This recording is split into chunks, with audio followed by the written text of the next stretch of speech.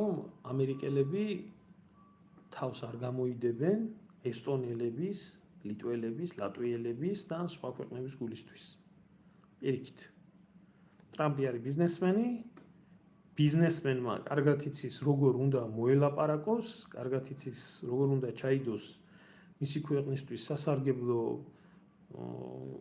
ყველაფერი ჯიბეში და როგორ უნდა გათავისუფლდეს იმ ზედმეტი ტვირთისგან, რომელი ზედმეტი ტვირთიც უკრაინის სახით აქ აკიდებული. დანარჩენი ამბავი კიდე რა ვიცი, თუ ვინმეს ახლა შემიძლია ბევრ რაღაცებზე გესაუბროთ, მაგრამ ძირითადად აი ეს ორი საკითხი არის. ამერიკელები რასაც ამბობენ, ახორციელებენ, ნელ-ნელა გადიან მაქსიმალურად ამ კონფლიქტიდან და ხელებს იბანენ, როგორც უთხრათ ამმა, თუ ჩვენი არ გესმითო, ჩვენ ამ საქმიდან ხელები დაგვიბანია და დარჩიო რუსეთის წინააღმდეგ პირისპირო და რა კაცი ხარ და რა ვაშკაცი ხარო და რას იმოქმედებო ერთიო დავინახავთო და აი ნახავთ, ყველა შევხედავთ უკრაინელები ევროპელების დახმარებით როგორ შეძლებენ ომის წარმოებას ემპირსისხლიან რუსეთთან, რომელთან ომში ჩართვა სხვათა შორის დიდი დაშფანდურით მოგვიწოდებდნენ ჩვენ გადაშენების პირას პოპერს. ნუ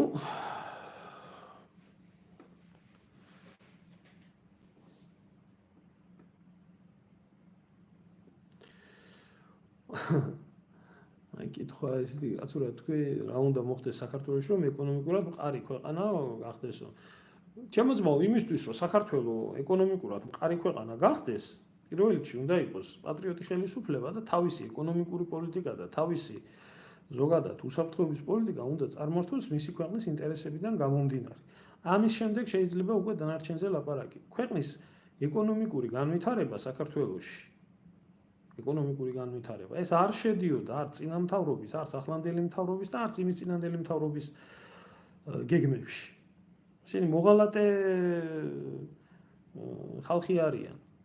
მთავრობები, მათ არ აინტერესებდათ.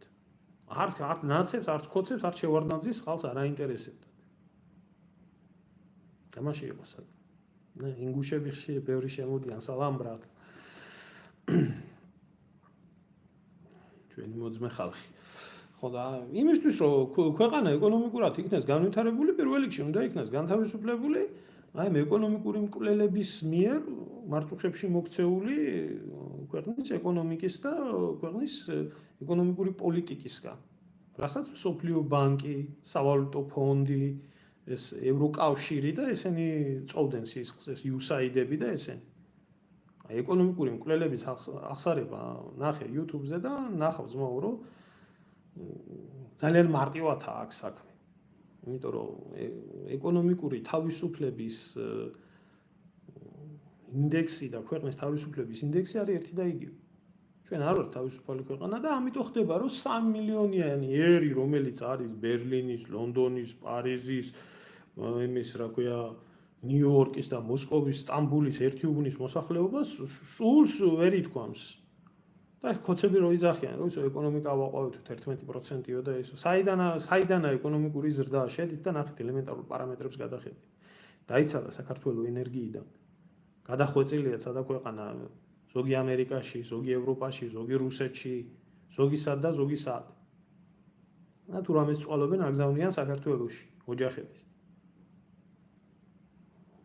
ფიზიკურად ჯამრთელი მასა გასულია ქვეყნიდან და სხვაგან მუშაობენ და 4 მილიარდ ნახევარით უმეტი ფულადი გადარიცხვები შედის ქვეყანაში.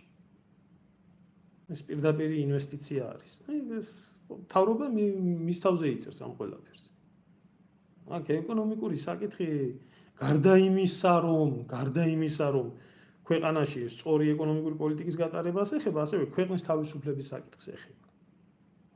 ჩვენ საერთოდ გვიშლიდნენ და არ გვაძლევდნენ უფლებას არც ირანთან ვაჭრობის, არც აზერბაიჯანთან, არც რუსეთთან, არც თურქეთთან და ასე შემდეგ.